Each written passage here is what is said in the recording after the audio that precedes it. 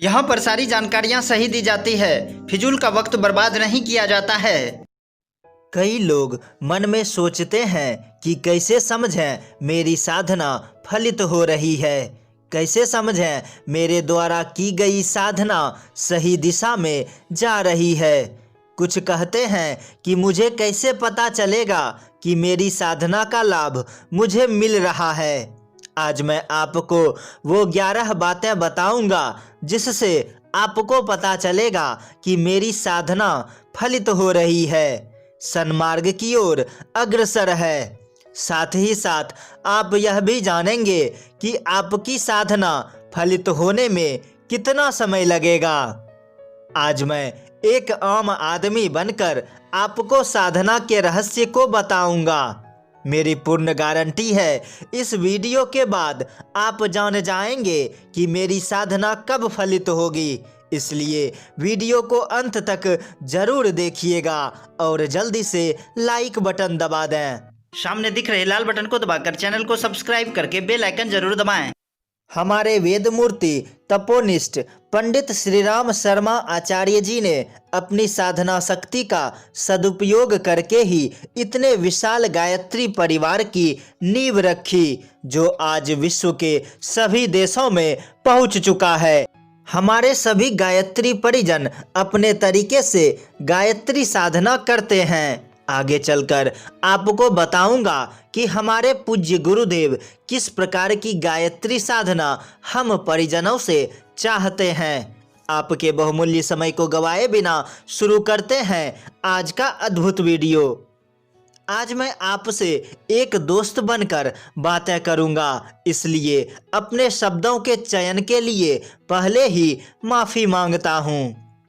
हम लोग गायत्री को साधारण सा मंत्र समझते हैं। सारे परिवार मिलकर गायत्री दीक्षा ले लेते हैं और पंडित श्री राम शर्मा आचार्य जी को अपना गुरु मान लेते हैं। क्या आपको पता है कि आपकी जो गुरु दीक्षा होती है उसमें आपका विवाह गुरु से होता है?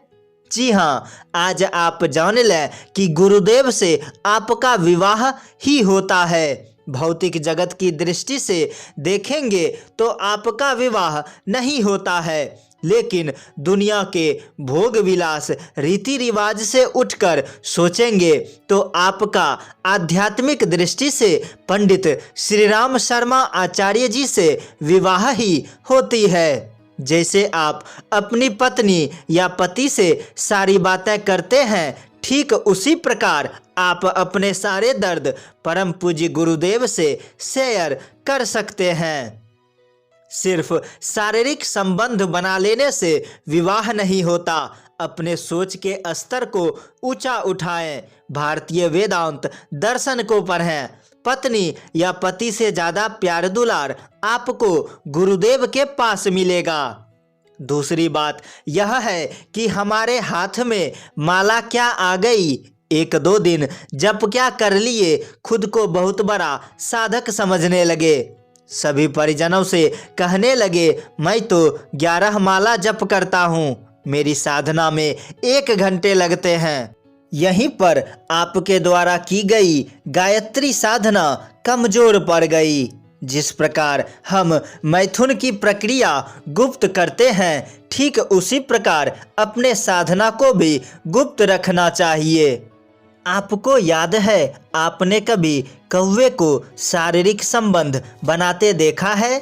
ठीक उसी प्रकार अपनी साधना के बारे में कभी भी प्रचार प्रसार न करें। असली साधक वही जो साधना करते हुए बोले, मुझसे तो ज़्यादा साधना नहीं हो पाती है। आपने अपने जीवन में आरंभ से ही पाप किया है। खुद को आईने में जाकर पूछिए, कितने निचले स्तर तक का पाप आपने किया है। आज आप दीक्षित हो गए, सत्य की मार्ग पर चलने लगे और चाहते हैं कि मेरी गायत्री साधना 10 दिनों में फलित हो जाए। यह कैसे संभव है? पाप जैसे कार्य को करने में आपके 10 दिन से ज़्यादा लगे, फिर सत्य के मार्ग में आप इतना कम समय क्यों देते हैं? आपकी भी साधना फलित होगी।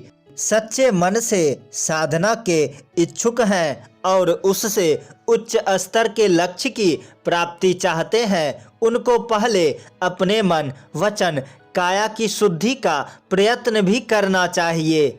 ऐसा करने पर ही किसी प्रकार की सिद्धि की आकांक्षा रख सकते हैं। गायत्री साधना से साधक के शरीर में एक सूक्ष्म दैवीय चेतना का आविर्भाव होता है। प्रत्यक्ष रूप से उसके शरीर या आकृति में कुछ खास अंतर नहीं आता, पर भीतर ही भीतर सारी हेर फेर हो जाती है। आध्यात्मिक तत्वों की वृद्धि से प्राणमय कोश, विज्ञानमय कोश और मनोमय कोश में जो परिवर्तन होता है, उसकी छाया अन्नमय कोश में बिल्कुल ही दृष्टिगोचर ना हो, ऐसा नहीं हो सकता। ये परम सत्य है कि शरीर का ढांचा आसानी से नहीं बदला जा सकता, पर यह भी सच है आंतरिक हेर फेर के चिन्ह शरीर में प्रकट हुए बिना नहीं रह सकते।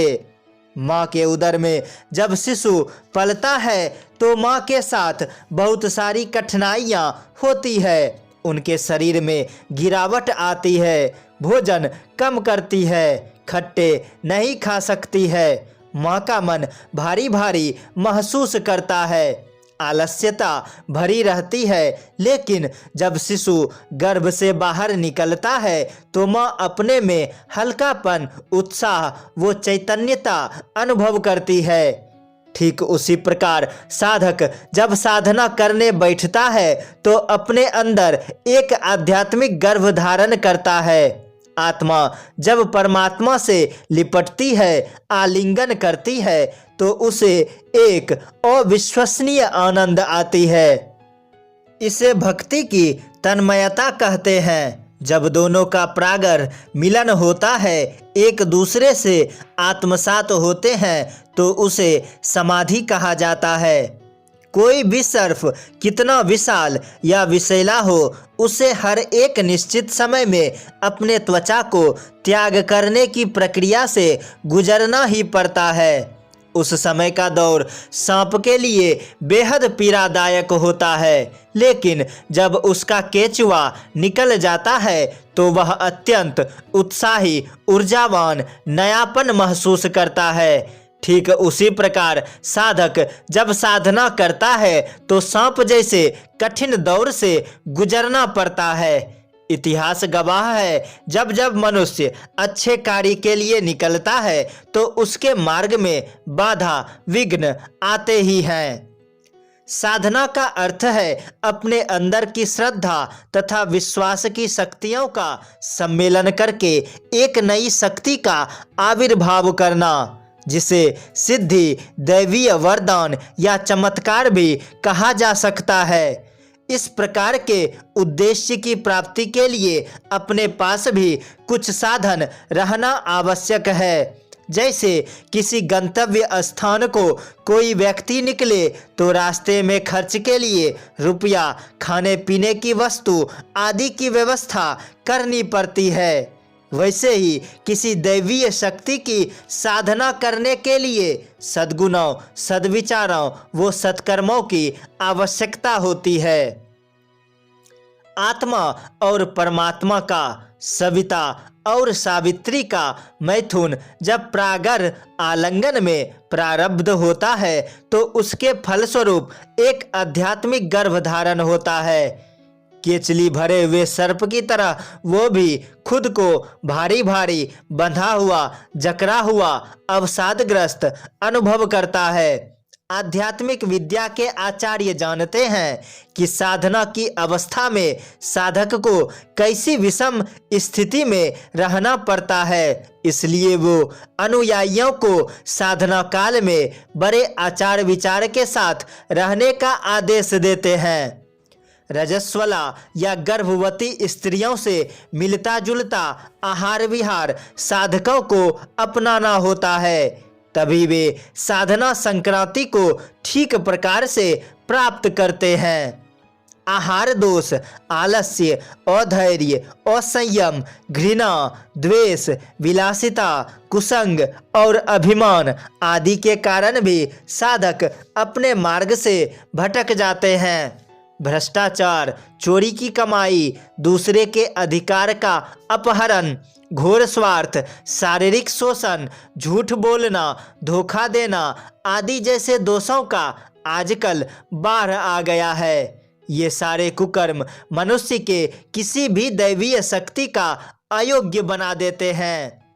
इसलिए जो व्यक्ति साधना को पूर्ण करके सफलता व सिद्धि चाहते हैं, उनको उसके लिए सब प्रकार के त्याग, बलिदान, कष्ट सहन आदि के लिए हमेशा तैयार रहना चाहिए, जिससे साधना पूर्ण रूप से परिपक्व होकर इच्छित फल प्रदान करे। गर्भ से संतान पैदा होता है, अंडे से बच्चे निकलते हैं। साधक को भी साधना के फलस्वरूप एक संतान मिलती है, जिसे शक्ति या सिद्धि कहते हैं। ये संतान आरंभ में बहुत कमजोर और छोटे होते हैं। जैसे अंडे से निकलने वाला बच्चा बड़ा ही लुंज पुंज होता है, जैसे माँ के गर्भ से निकला हुआ शिशु बड़े ही कोमल होते हैं, वैसे ही साधना पूर्ण होने पर नवजात सिद्धि भी बहुत कोमल होती है। बुद्धिमान साधक उसे उसी प्रकार पाल पोस कर बड़ा करते हैं, जैसे कुशल माँ अपनी शिशु को अनिष्टों से बचाती हुई संतुलित पोषण देकर पालती है।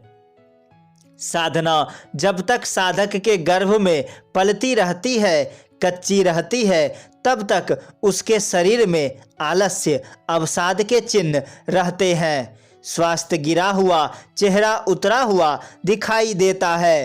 पर जब साधक की साधना पक जाती है और सिद्धि की सुकोमल संतति का प्रसव होता है, तो साधक में ओज, तेज, हल्कापन, चैतन्य, उत्साह आ जाता है। वैसा ही जैसे केचुली बदलने के बाद सांप में आता है।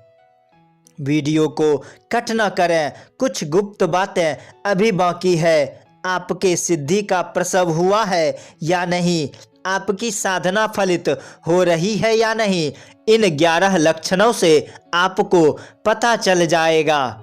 पहला, शरीर के त्वचा में चिकनाई वो कोमलता का अंश बढ़ जाता है। आप देखेंगे कि आपके शरीर की त्वचा कुछ ज़्यादा ही कोमल हो गई है। दूसरा, शरीर में हल्कापन और मन में उत्साह होना। आप पाएंगे कि पहले की अपेक्षा मन हल्का और उत्साहित लग रहा है। तीसरा, शरीर से एक प्रकार की विशेष सुगंध का निर्माण होना। आप पाएंगे कि आपके शरीर की खुशबू बदल गई है। चौथा, तामसिक आहार विहार से घृणा बढ़ जाती है। पहले की अपेक्षा आपको तामसिक भोजन स्वीकार्य नहीं होगा। पांचवा, सात्विक भोजन करने का मन करना। आप देखेंगे कि आपको शाकाहारी भोजन करने का मन करता है। छठा, स्वार्थ का कम और परमार्थ का अधिक ध्यान रहता है। आप पाएंगे कि आप लोगों का ज़्यादा से ज़्यादा भला करना चाहते हैं। सातवां, किसी व्यक्ति या कार्य के बारे में उसे अनुमान लगने लगता है।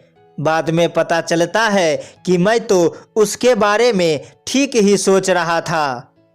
आठवां, नेत्रों में तेज आना। शीशे में देखने के बाद आप पाएंगे कि नेत्रों में एक विशेष प्रकार की तेज आ गई है। नौवां, दूसरों के मन के भाव जान लेने में देर नहीं लगती।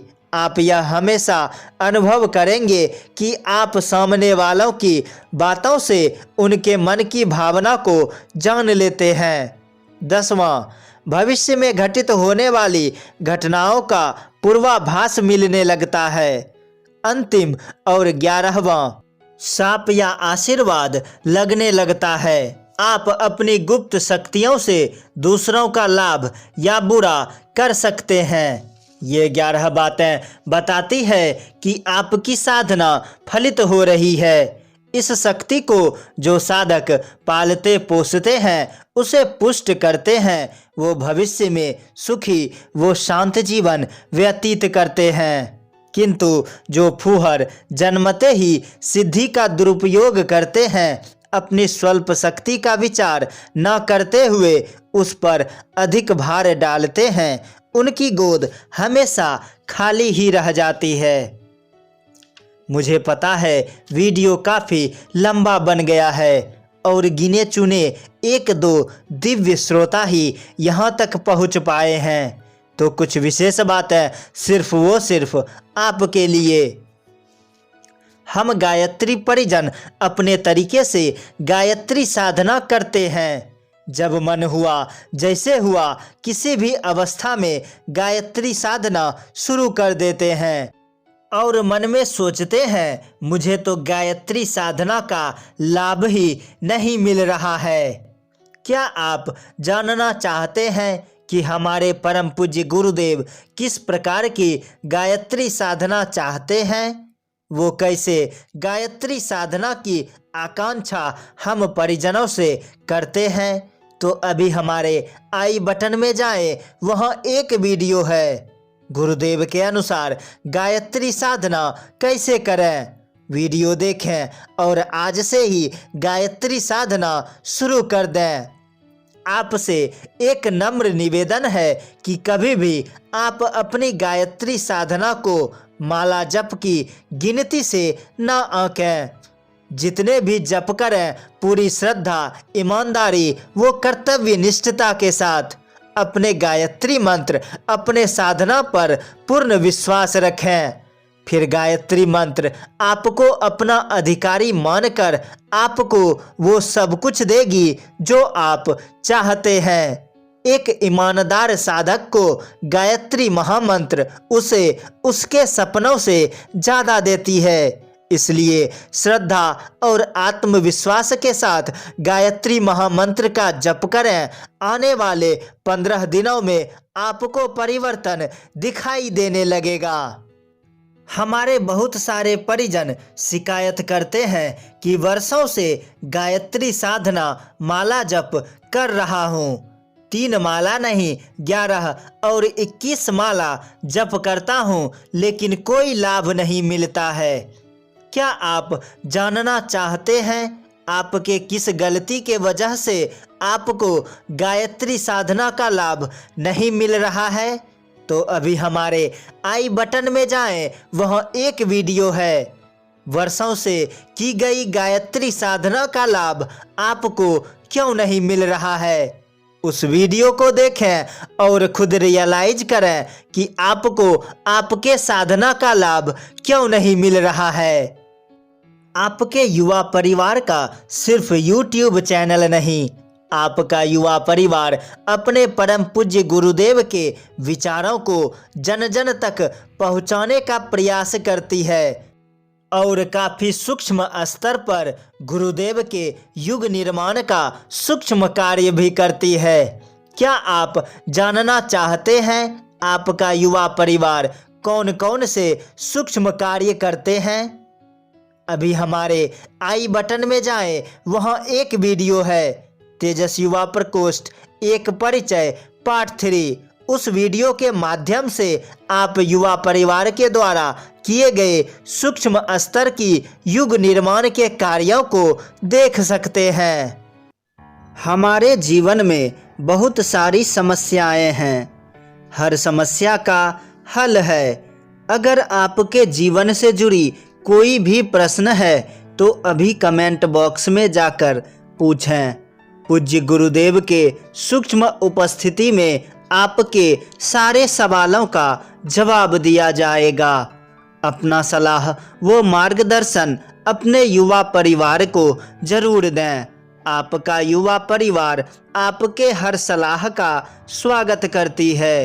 वीडियो में कहीं भी त्रुटि है तो अभी कमेंट करके बताएं।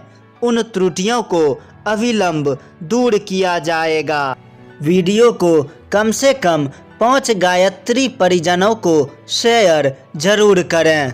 जो भी बातें अच्छी लगी परम पूज्य गुरुदेव और जो बातें बुरी लगी हमारी अपना छोटा भाई समझकर क्षमा कर दें। वीडियो देखने वाले हर भाइयों बहनों वो गायत्री परिजनों के चरणों में सादर प्रणाम। मिलते हैं बहुत ही जल्द अगले वीडियो में। तब तक के लिए जय माँ गायत्री, जय गुरुदेव। बड़े चैनलों को सब सपोर्ट करते हैं, क्या आप अपने इस छोटे से युवा परिवार को सपोर्ट नहीं करोगे?